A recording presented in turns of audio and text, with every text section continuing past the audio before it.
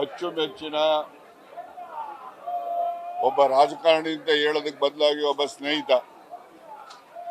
ಸ್ನೇಹಿತನಲ್ಲಿ ನಾನು ಬಹಳಷ್ಟು ಜನ ನೋಡಿದ್ದೇನೆ. ಇಂತಹ ಒಬ್ಬ ಉತ್ತಮವಾದಂತಹ ಸ್ನೇಹಿತ, ಮಾರ್ಗದರ್ಶಕ, ಎಲ್ಲ ರೀತಿಯಲ್ಲೂ ಕೂಡ ಶುಭವನ್ನ ಆಶಿಸತಕ್ಕಂಥ ವ್ಯಕ್ತಿತ್ವವನ್ನು ಹೊಂದಿರತಕ್ಕಂಥ ಸನ್ಮಾನ್ಯ ವೆಂಕಟರಮಣಪ್ಪನವರು ಇವತ್ತು ನಮ್ಮನ್ನ ಅಗಲಿದ್ದಾರೆ. ಈಗಾಗಲೇ ಮುಖ್ಯಮಂತ್ರಿಗಳು ಕೂಡ ಬಂದು ಸಾಂತ್ವನವನ್ನ ಕುಟುಂಬಕ್ಕೂ ಹೇಳಿದ್ದಾರೆ. ಪಾರ್ಥಿವ ಶರೀರಕ್ಕೆ ಗೌರವವನ್ನು ಕೂಡ ಸಲ್ಲಿಸಿರ್ತಕ್ಕಂಥದ್ದನ್ನ ನೀವೆಲ್ಲ ನೋಡಿದಿರಿ. ನಾವು ಕೂಡ ಸನ್ಮಾನ್ಯ ರಘುರೆಡ್ಡಿ ಸಾಹೇಬರು ಅವರು ಕೂಡ ನಿಮಗೆಲ್ಲ ಗೊತ್ತಿದೆ, ನಾನು ಪರಿಚಯ ಹೇಳೋದಿಲ್ಲ. ನಮ್ಮ ಮುದ್ದಣ್ಣಗೌಡರು ಕೂಡ ಅಷ್ಟೇ.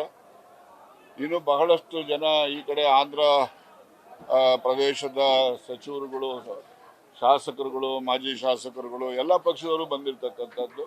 ಹಾಗೆ ಇಲ್ಲಿ ಕರ್ನಾಟಕದಿಂದನೂ ಅಷ್ಟೇ ಮುಖ್ಯಮಂತ್ರಿಗಳು ಏನು ಸಿದ್ದರಾಮಯ್ಯನವರೇ ಅಂತ ಅಲ್ಲ, ಜೊತೆಯಲ್ಲಿ ಸಚಿವರಾದಂಥ ಜಾರ್ಜ್ ಅವರು ಮತ್ತು ಜಮೀರ್ ಅವರು ಬಂದಿದ್ದಾರೆ. ಹಾಗೆಯೇ ಇಲ್ಲಿನ ಲೋಕಸಭಾ ಸದಸ್ಯರಾಗಿರ್ತಕ್ಕಂಥ ಸನ್ಮಾನ್ಯ ಕಾರಜೋಳರವರು ಕೂಡ ಬಂದು ಸಂತಾಪವನ್ನು ಸೂಚಿಸಿ ಅವರ ಪಾರ್ಥಿವ ಶರೀರಕ್ಕೆ ತಮ್ಮ ನಮನವನ್ನು ಸಲ್ಲಿಸಿರ್ತಕ್ಕಂಥದ್ದು. ನಾನು ಕೂಡ ವೈಯಕ್ತಿಕವಾಗಿ ಅವರಿಗೆ ಆಭಾರಿನೂ ಕೂಡ ಆಗಿದ್ದೇನೆ ಮತ್ತು ಅವರನ್ನು ಕೂಡ ನಮ್ಮ ಜೀವಮಾನದ ಅವಧಿನಲ್ಲಿ ಅವರನ್ನು ಸದಾ ನೆನಪಿನಲ್ಲಿ ಇಟ್ಟುಕೊಳ್ಳತಕ್ಕಂಥ ಒಬ್ಬ ವ್ಯಕ್ತಿತ್ವವನ್ನು ಉಳ್ಳಂತಹ ಸನ್ಮಾನ್ಯ ವೆಂಕಟರಮಣಪ್ಪನವರು ಅವರ ನಿಧನ ನನಗಂತೂ ಭರಿಸಲಾಗದಷ್ಟು ನಷ್ಟ ಆಗಿದೆ. ಅವರ ಕುಟುಂಬಕ್ಕಿಂತ ಹೆಚ್ಚು ನನಗೆ ನಷ್ಟ ಆಗಿದೆ ಅಂತಕ್ಕಂಥದ್ದನ್ನು ನಿಮ್ಮ ಮುಂದೆ ಹೇಳಲಿಕ್ಕೆ ಬಯಸ್ತೇನೆ. ಅವರ ಆತ್ಮಕ್ಕೆ ಶಾಂತಿ ಭಗವಂತ ದೊರಕಿಸ್ಕೊಡ್ಲಿ.